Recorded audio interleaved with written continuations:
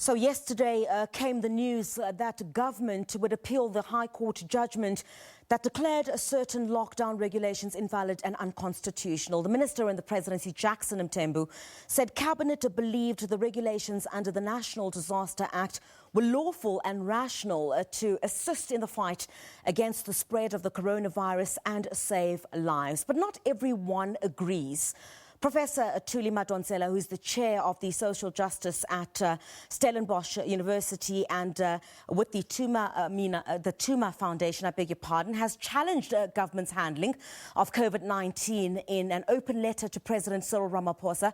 Professor Madonsela joins me now live via Skype. A very good evening to you, Prof. Thanks indeed for your time.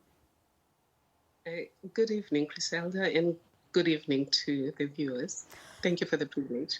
Thank you. Prof, from the letter, I don't get a sense that you're questioning the lockdown in the beginning, but amongst others, for example, promises that were made by government in terms of relief it said it would give to the people. Is that correct? Absolutely. I applaud government actually for locking us down and saving lives. And then saying at the time when we had weathered the original storm, there should have been liberalization, number one. But secondly, that the money and food needs to arrive faster and the amount concerned needs to be reconsidered when it comes to people who were not unemployed but were self-employed and stopped by the regulations from annual leave. So the key challenges here, according to what you're saying in that open letter to the President, is the key issues would relate to social justice and reasonableness of what has been put in place versus rationality. Absolutely. Well, rationality is a much more simpler test, which is the solution that government has. Is it related to the problem it's trying to solve? And the judgment in the DBS case or DBA case emphasizes rationality. For me, some of the things that the judgment believes are irrational, I don't believe they're irrational.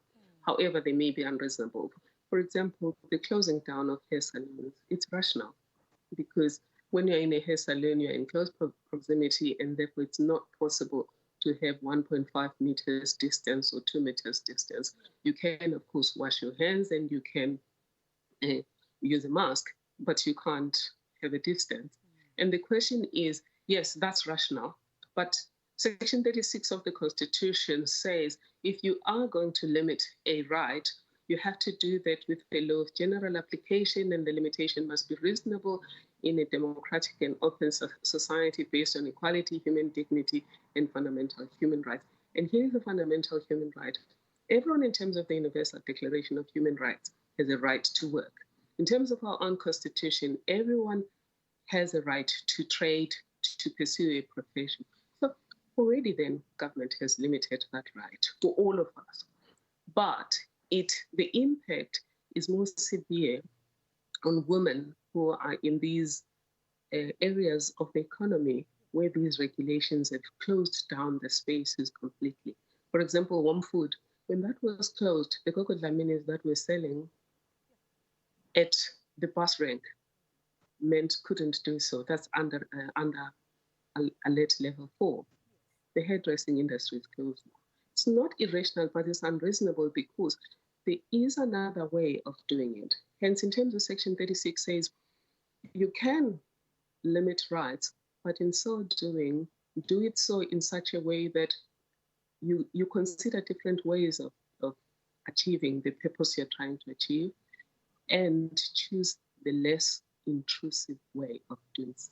All right. So, Prof, government will appeal the High Court ruling declaring certain lockdown regulations irrational and unconstitutional, and also with the 1-month extension of the regulations under the national state of disaster. What impact do you think this will have on the relationship between government and the people in terms of human rights, for example?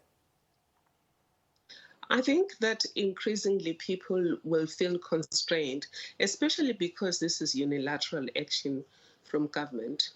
I think at some stage government should have taken this matter to Parliament and had Parliament debate which is the best law to deal with this matter. You will recall that there is the Disaster Management Act and the State of Emergency Act. There's even a third way, which the Helen Suzman Foundation suggests is a different law, either a COVID-19 law or a pandemic law. I don't think government should have extended the state of disaster for another month without going to Parliament. Because again, it's barricading itself. It's government on the one side, it's us as society on the other side. If this decision had been made in Parliament, after everyone's input was considered, and there was this kind of open debate where the people are taken into government's confidence, there would be a better chance that people would understand and be part of the solution. As I said in the Little Prince, if government is going to demand obedience, it will require reasonableness. And part of reasonableness comes from people having been part of designing the solutions that impact on their lives.